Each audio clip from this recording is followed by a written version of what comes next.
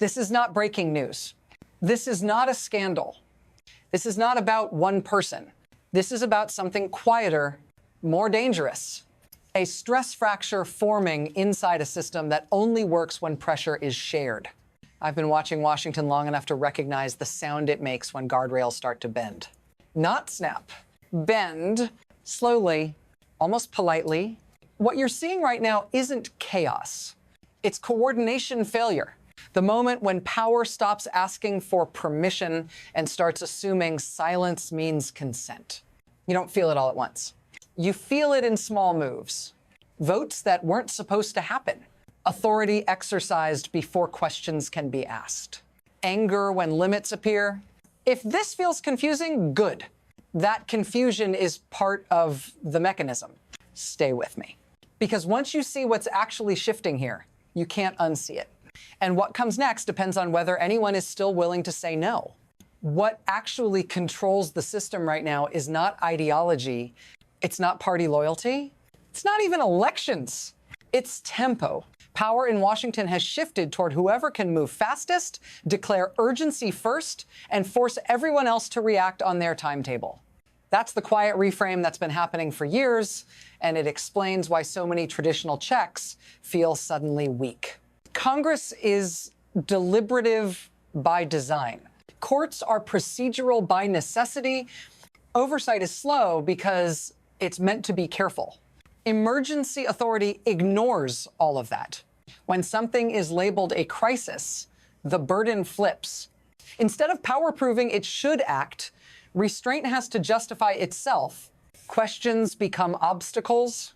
Delay becomes disloyalty. And anyone asking, should we, is treated as if they're refusing to act at all. This is why personalities are a distraction. The system now rewards escalation, not consensus. It rewards declarations, not explanations. And once that becomes the operating logic, the details of any single dispute almost don't matter because the structure keeps moving. And the next shift happens so gradually, most people miss it. There was a time when power in this system moved in visible steps. Announcement, debate, authorization, action. You could argue with it. You could slow it down. You could see it coming. That sequence still exists on paper, but in practice, something changed. Quietly, almost politely. Before, extraordinary powers were rare. They felt heavy. They carried political cost. Presidents used them sparingly because every use invited scrutiny. Every invocation raised alarms. Now they feel routine. What used to be the exception has been normalized through repetition. Crisis language becomes background noise.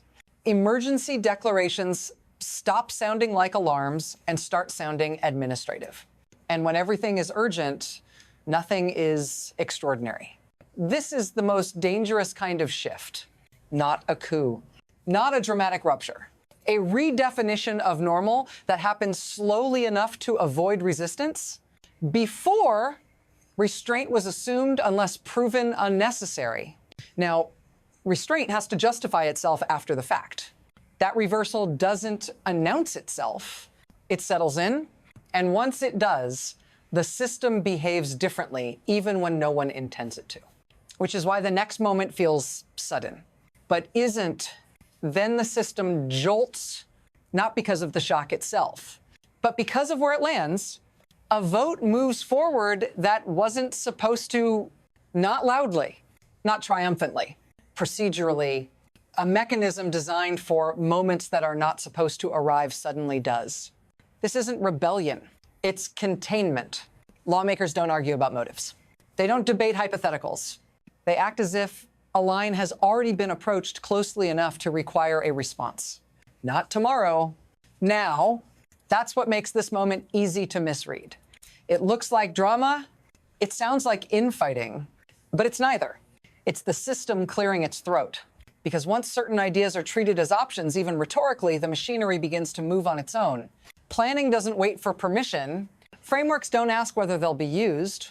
They just prepare. So the vote isn't about what has happened. It's about what might be allowed to happen if no one intervenes. And when that intervention appears, the reaction is immediate, not discussion, not recalibration, pressure, which tells you something important. The response wasn't to explain the power, it was to defend it. And that's where this stops being procedural and becomes something else entirely. Here's the part most people never see. The system doesn't fail because someone breaks the rules. It fails because the rules keep working just in the wrong direction. Emergency authority is not a loophole. It's a feature, a set of pre-written permissions that sit dormant until a president decides the moment qualifies. Once invoked, they don't require consensus. They don't require persuasion. They activate automatically. Funds can be redirected. Processes bypassed. Oversight delayed. And the benefits don't land evenly. Those closest to power gain speed, leverage, insulation. Decisions concentrate. Risk disperses outward into institutions, markets, and eventually people who never agreed to carry it. This is why emergency power is so attractive when resistance appears. It doesn't defeat opposition directly. It renders it irrelevant. While Congress debates, the authority has already moved. And once that happens, the argument changes. It's no longer, should this be done? It becomes, how do we unwind what's already in motion? That reversal is the hidden mechanism, power moving first, accountability chasing second, which means every time this tool is used casually, it trains the system to expect it, and the next use comes faster. With fewer questions, less friction. That's not an accident. It's momentum. And momentum doesn't ask who gets hurt. Everything speeds up here. Statements come faster. Decisions overlap.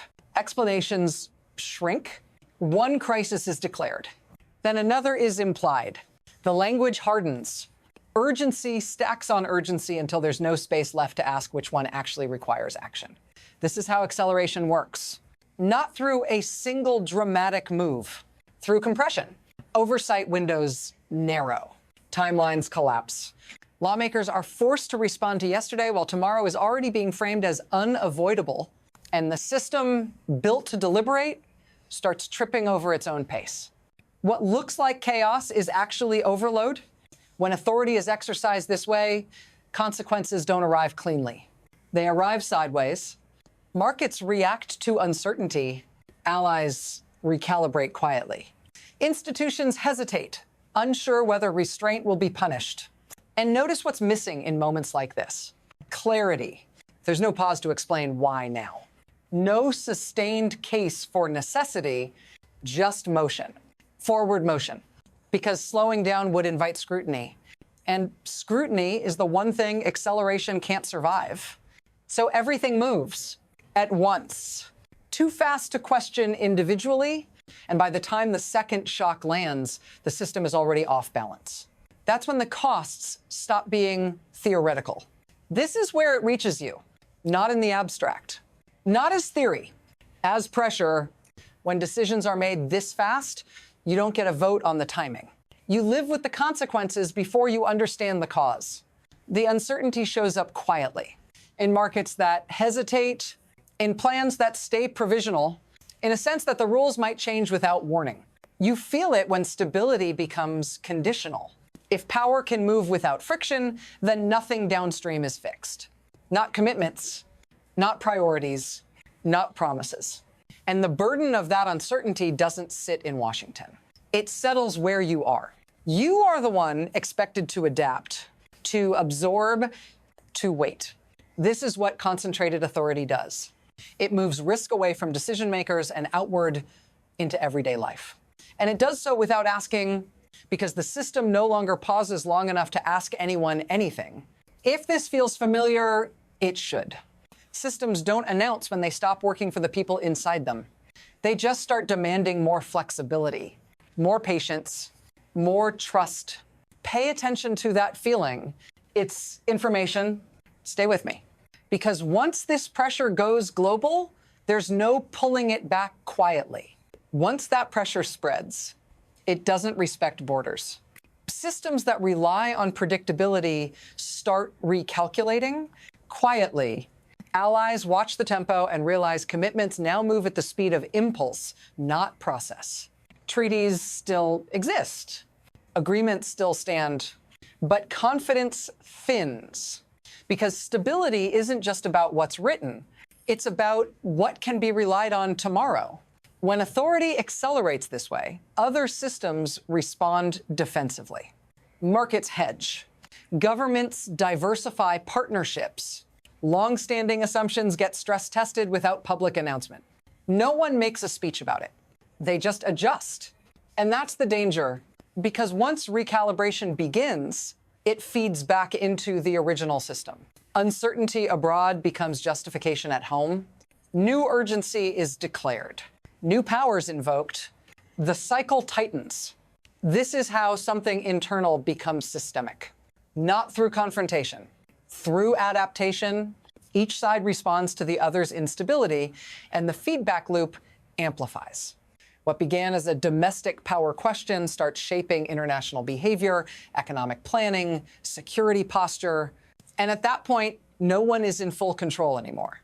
Not because authority vanished, but because it's moving too fast to steer cleanly. What comes next depends on whether anything slows it down. And that question doesn't have an answer yet. From here, there are three paths. None of them are clean. All of them are already forming. The first is adjustment. The system absorbs the strain. Limits are reasserted quietly. Process re-engage. Power keeps moving, but with new resistance. Nothing dramatic happens. No single moment marks the shift, just a gradual return to friction. The second path is erosion. Nothing snaps. Nothing collapses. The tools stay in place. They keep getting used. Each time feels justified by the last. Oversight becomes symbolic. Emergency authority becomes routine. The rules still exist, but they no longer control behavior. They just document it after the fact. And then there's rupture. The moment when speed outpaces legitimacy entirely, when an action forces a confrontation the system can't smooth over, not because it's unprecedented, but because it finally demands a clear answer to a question that's been deferred too long. Who decides when power stops? Right now, all three futures are possible. Which one emerges depends on what happens next, and on who is willing to act before momentum decides for them. We're not at the end yet. Here's the part that doesn't resolve. Systems like this don't collapse in a single moment. They drift.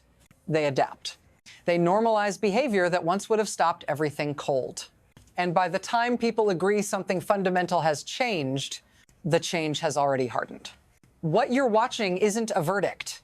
It's a measurement of how much pressure the system can absorb before resistance becomes costly, of how often authority can move first and explain later, of whether limits still function when they're treated as inconveniences instead of obligations. Nothing has broken yet. That's the point. The danger lives in what's being learned right now. What future leaders will assume they're allowed to do. What institutions will hesitate to challenge. What pace becomes acceptable. If you're waiting for a clean ending, you won't get one. These stories don't end, they accumulate, so stay alert. Not alarmed, alert. Because the next chapter won't announce itself as historic. It will look procedural, technical, boring. And if you miss it, you won't miss drama. You'll miss the moment when the system quietly decides what comes after. If this matters to you, stay with this story. Follow where it leads next. That's where the real signal will be